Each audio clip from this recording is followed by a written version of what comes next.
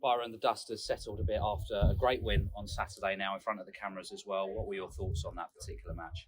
Yeah, it's obviously a good match, good performance, good win.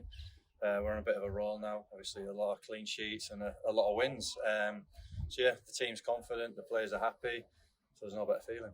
And for you as a defender and the leader of that back line, you must feel quite proud that the clean sheets are really starting to come in now. Yeah, it is, but obviously we can't get carried away with that. We set our standards, every month it is more or less, every 5 games, of what we want to achieve as a team, what we want to achieve as a defence.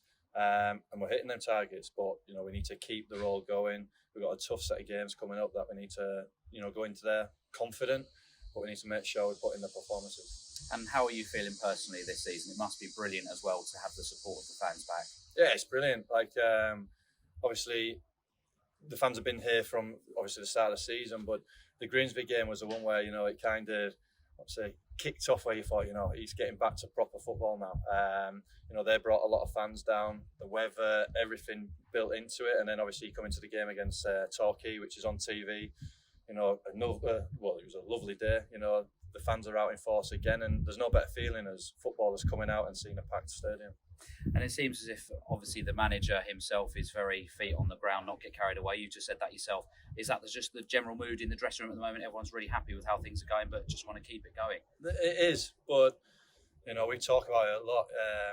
Football, if you try and take the emotion out of it, whether you're winning or losing, you go on a few games where you lose, everyone becomes down. It's the end of the world. Everything.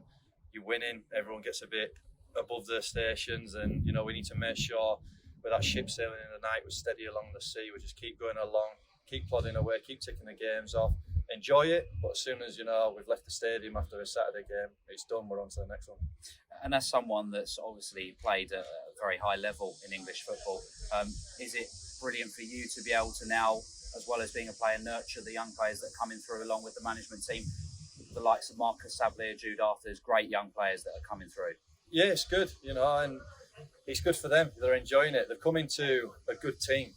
Obviously they're coming into a winning team at the minute, but there's good lads. It's a good group. But don't get me wrong, if they step out of line or they're not doing it, they do get told. But you look at the academy, how they are doing in the FA Youth Cup.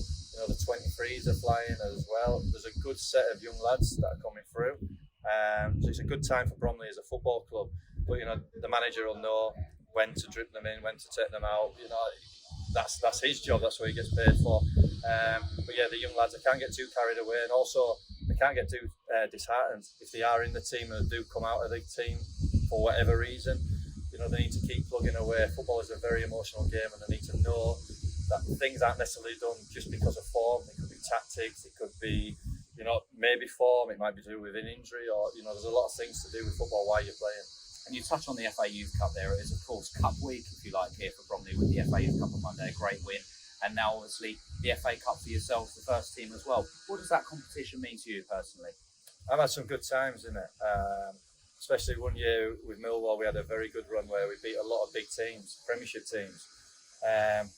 So it's good. It can get you as a club a lot of recognition on TV, especially if you get one of the big hitters and you beat them. But also, say like our game, we're probably going in there the favourites, the underdogs of Hungerford.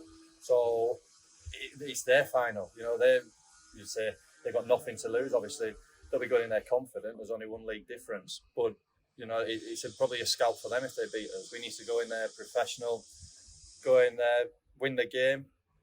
Give them respect, but not too much respect like we don't. We've done all our homework on the teams.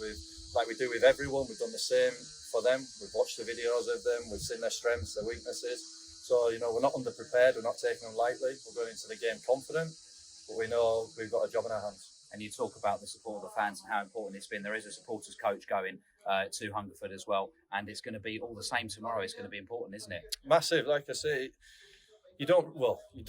when we had the fans and then there was a pandemic, and you think, Christ, it weren't football. It wasn't.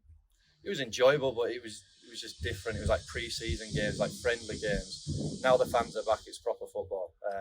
And yeah, so obviously we know it's expensive. We know it's not cheap to go to any football game, but the fans coming means a lot to us. Well, Byron, good luck for the game, and we'll catch up with you soon. Brilliant, cheers.